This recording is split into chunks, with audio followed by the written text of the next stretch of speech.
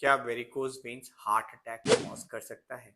क्या varicose veins की वजह से बिल्कुल कोई रिलेशन नहीं है हार्ट अटैक का? हाय हेलो नमस्कार। क्या varicose veins heart attack cause कर सकता है?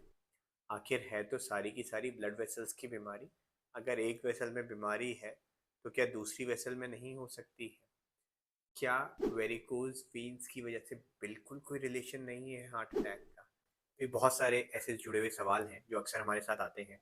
और ऐसे कुछ मरीज भी हैं जो कि छाती में हैवीनेस, सांस लेने में दिक्कत, बीपी कम होना और वेंटिलेटर पे भी हमारे पास शिफ्ट होते हैं बाहर से, जिनको पल्मोनरी एम्बोलिज्म होता है और कहीं ना कहीं अंडरलाइंग डीवीटी है, वेरिकोज वेन्स हो रहा होता है। तो ये एक मिथ या एक ऐसे मान लीजिए एक धारणा होती है कि भाई सारी की सारी ब्लड वेसल्स आपस में कनेक्टेड तो हैं, तो अगर एक ब्लड वेसल में बीमारी है तो कहीं ना कहीं दूसरी में भी हो ही सकती है। बट इस धारणा में कुछ चीजें सही हैं, कुछ चीजें गलत हैं। जैसे कि वेरिकोज वेन्स, डीवीटी या पल्मोनरी एम्बोलिज्म जो है ये वेन्स की बीमारी है। इसके अंदर हमारी वेन्स यानी कि वो नसें जो कि हृदय को खून वापस सप्लाई करती हैं, उसकी बीमारी होती है। जबकि हार्ट अटैक जो होता है वो उन नसों में होता है, आर्टरीज में होता है, जो कि हृदय से खून को बाकी शरीर में सप्लाई करती है।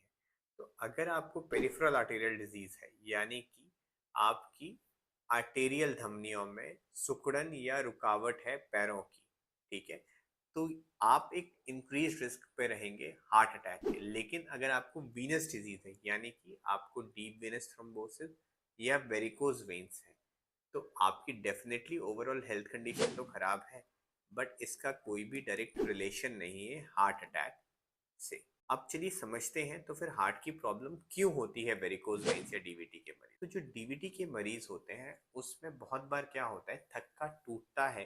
जो वेन्स के अंदर थक्का या ब्लड क्लॉटिंग होती है वो टूटती है, टूट के आईवीसी के रास्ते होते हुए हार्ट के रास्ते होते पल्मोनरी एम्बोलिज्म में कन्वर्ट होती है, पल्मोनरी आर्टरी में जाके ब्लॉकेज करती है। ब्लॉकेज की वजह से हार्ट पे प्रेशर आता है और मरीज का हार्ट फेल हो सकता है।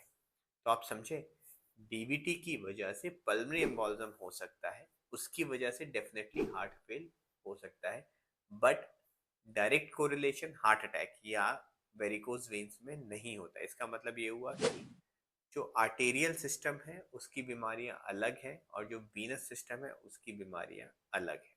To know more about these diseases, keep watching our channel. If you liked it, then please subscribe the channel and keep watching this space for to know more about these vascular conditions. Thank you.